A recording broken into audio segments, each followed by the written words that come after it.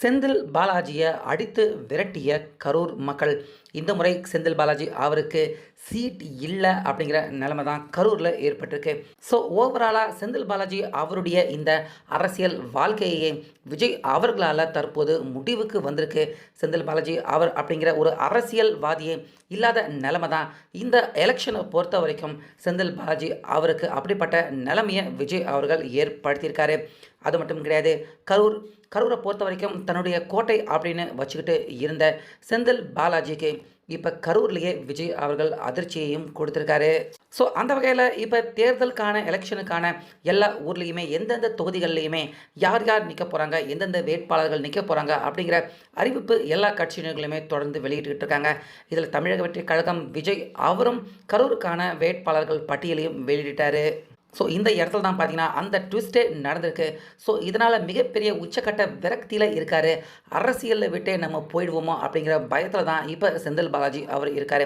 So அப்படி என்ன தான் நடந்துச்சு, செந்தில் பாலாஜி அவருக்கு உண்மையாகவே சீட் இந்த எலெக்ஷனில் கிடைக்கலையா, அவருடைய அரசியல் வாழ்க்கை தற்போது முற்றுப்புள்ளி ஏறக்குறைய வைக்கப்பட்டிருக்கு, இது எல்லாத்தையும் பார்த்தீங்கன்னா முழு விவரம் தற்போது தெரிய வந்திருக்கு. ஸோ அதை பற்றி இந்த வீடியோவில் பார்க்கலாம். அதனால் வீடியோவை ஸ்கிப் பண்ணாமல் பாருங்கள்.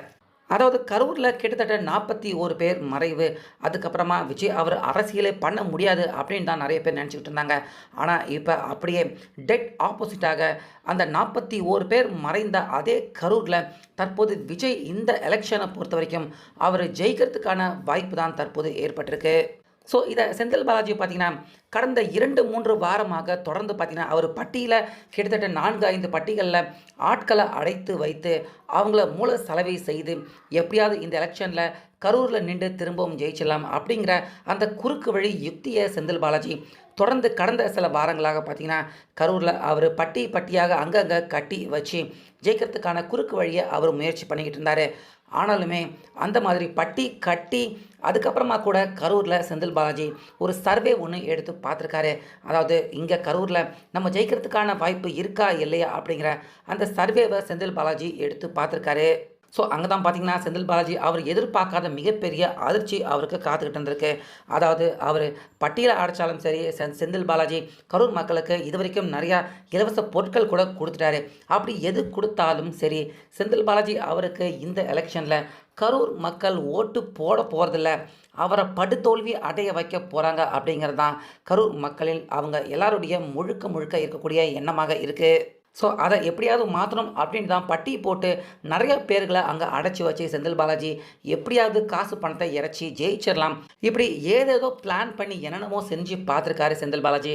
ஆனாலுமே கரூரை பொறுத்த வரைக்கும் திமுகவினர்கள் யார் நின்றாலும் ஓட்டு போடுற மன நிலைமையில் கரூர் மக்கள் இல்லை அப்படிங்கிறது தான் இப்போ கரூர் மக்கள் அவங்களுடைய எண்ணமாக இருக்குது. ஸோ இந்த சூழ்நிலையில் தான் பார்த்திங்கன்னா திமுக தரப்பு அவங்க தரப்பில் இருந்து கரூரில் நிற்க போகிற அந்த வேட்பாளர் பட்டியலை வெளியிட்டிருக்காங்க. தியாகராஜன் பார்த்திங்கன்னா அவர் தொழிலதிபர் தியாகராஜன் அவர் கரூரில் நிற்கிறாரு திமுக சார்பாக. அதிமுக சார்பாக முன்னாள் அமைச்சர் எம்ஆர் விஜயபாஸ்கரன் கரூரில் நிற்கிறாரு. அதுக்கப்புறமா நாம் தமிழர் கட்சியில் பார்த்திங்கன்னா கருப்பையா நிற்கிறாரு. அடுத்ததாக தமிழக வெற்றி கழகம் சார்பாக மதியழகன் தமிழக வெற்றி கழகம் சார்பாக கரூரில் நிற்கிறாரு. ஸோ இந்த தொகுதி இல்லாமல் இன்னும் 3 தொகுதிகள் கரூரில் இருக்குது. அந்த தொகுதிக்கான தமிழக வெற்றி கழகம் வேட்பாளர்கள் இன்னும் அறிவிக்கப்படலை.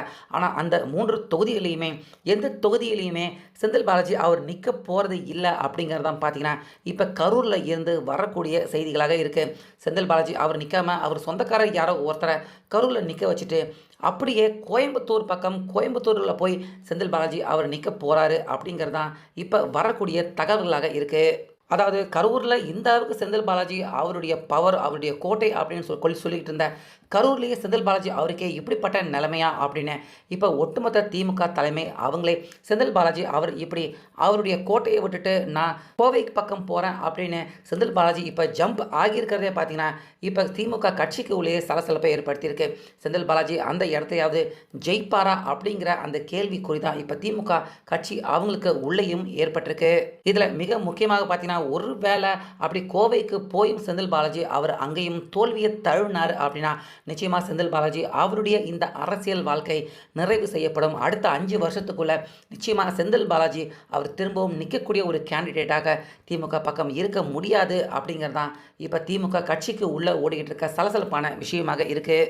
ஸோ அப்படி கரூரில் செந்தில் பாலாஜி அவர் நிற்க முடியல அப்படின்னா, இப்போ நிற்க போகிற அந்த 4 வேட்பாளர்கள்ல யாருக்கு வெற்றி வாய்ப்பு அதிகமாக இருக்குது அப்படிங்கிற செந்தில் பாலாஜி அவர் எடுத்த சர்வேல இருந்தே வரக்கூடிய தகவல்கள் என்ன சொல்லுது அப்படின்னா, கரூரை பொறுத்தவரைக்கும் கரூரில் என்னதான் 41 பேருடைய மறைவு தமிழக வெற்றிக் கழகம் சார்பாக இருந்தாலும், தமிழக வெற்றிக் கழகம் மேலே தற்போது கரூர் மக்களுக்கு ஓரளவுக்கு நம்பிக்கை ஏற்பட்டிருக்கு.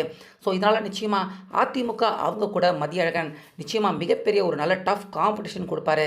நிச்சயமாக கரூரில் மதியழகன் அவர் ஜெயிக்கிறதுக்கான வாய்ப்புகள் இருக்குது. ஏன்னா மதியழகன் சமீப நாட்களாக பார்த்தீங்கன்னா அவரும் ஒரு விஐபி கேண்டிடேட்டாக மாறியிருக்காரு.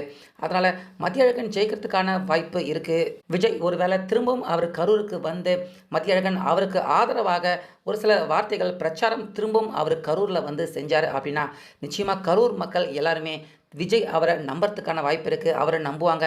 கண்டிப்பாக இந்த எலெக்ஷனில் கரூரை பொறுத்த வரைக்கும் 41 பேருடைய இழப்பு அந்த இடத்துல ஏற்பட்டிருந்தாலும், அதே இடத்துல தமிழக வெற்றிக் கழகம் விஜய் அவருடைய கட்சி மதியழகன் நிச்சயமாக ஜெயிக்கிறதுக்கான வாய்ப்பு ஏற்படும் அப்படிங்கிற மாதிரி தான் இப்போ அங்கே இருந்து வரக்கூடிய சர்வே ரிப்போர்ட் தகவல்கள் சொல்லுது. ஸோ அதே நேரத்தில் இந்த பக்கம் செந்தில் பாலாஜி அவருக்கு இந்த எலெக்ஷன் தான் பார்த்தீங்கன்னா ஏறக்கூடிய கடைசி எலெக்ஷனாக இருக்க போது. திமுக அவங்களுக்கு உள்ளே பார்த்தீங்கன்னா கரூர் விஷயத்தால் செந்தில் பாலாஜி அவர் மேலேயே நிறைய அதிருப்தியில் தான் இருக்காங்க. ஏன்னா செந்தில் பாலாஜி அவர் மாட்டினார்னா கம்ப்ளீட்டாக திமுக கட்சி அவங்களுமே இந்த இஷ்யூவில் இந்த பிரச்சனையில் மாட்ட வேண்டிய நிலைமை தான் ஏற்படும். ஏன்னா செந்தில் பாலாஜி அவருக்கு ஆதரவாக முதலமைச்சர் வந்தார், இரவோடு இரவாக வந்தார் கரூருக்கு. அதுக்கப்புறமா தனி ஃப்ளைட்டில் உதயநிதி அவரும் வந்து பார்த்துட்டு போனார். இப்படி இவங்க எல்லாருமே அங்கே செந்தில் பாலாஜி அவருக்கு கூட்டாக தான் இருந்திருக்காங்களா அப்படிங்கிற சந்தேகம். செந்தில் பாலாஜி அவர் மாட்டினா நிச்சயமாக திமுக மிகப்பெரிய புள்ளிகள், ஒட்டுமொத்த கட்சி திமுக கட்சிக்குமே கெட்ட பெயர். திமுக கட்சியை சேர்ந்தவங்க நிறைய பேர் உள்ளே போக வேண்டிய நிலைமை தான் ஏற்படும் கரூர் சம்பவத்தை பொறுத்த வரைக்கும். அதனால தான் செந்தில் பாலாஜி அவரை எப்படியாவது காப்பாற்றணும் அப்படின்னு தொடர்ந்து திமுக தரப்பு அவங்க போராடிக்கிட்டு இருக்காங்க. ஆனால் இப்போ இந்த எலெக்ஷனில் செந்தில் பாலாஜி தற்போது கரூர்லேயே நான் போட்டியிடலை அப்படின்னு அவருடைய இடத்த கோட்டையை விட்டுட்டு அப்படியே கொங்கு மண்டலம் அங்கே கோயம்புத்தூர் பக்கம் போகிறது திமுக கட்சி அவங்களுக்குள்ளேயே அதிருப்தியாக தான் இருக்குது. ஸோ எது எப்படியோ கோயம்புத்தூரில் போட்டியிடுற செந்தில் பாலாஜி தோல்வி அடைஞ்சார்னா அவருடைய அரசியல் வாழ்க்கை அஸ்தமம். அதுக்கப்புறமா நிச்சயமாக போலீஸு வழக்கு அப்படின்னு போய் கண்டிப்பாக செந்தில் பாலாஜி திரும்பவும் அவர் சிறைக்கு செல்ல வேண்டிய நிலைமை தான் நிச்சயமாக ஏற்பட போகுது.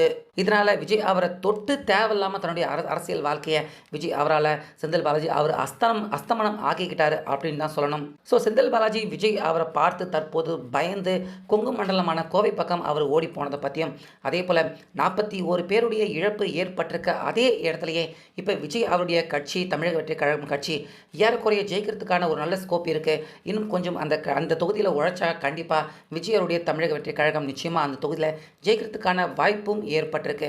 ஸோ இந்த திடீர் மாற்றத்தை பற்றி உங்கள் கருத்து என்ன அப்படிங்கிறத கமெண்ட்டில் சொல்லுங்கள்.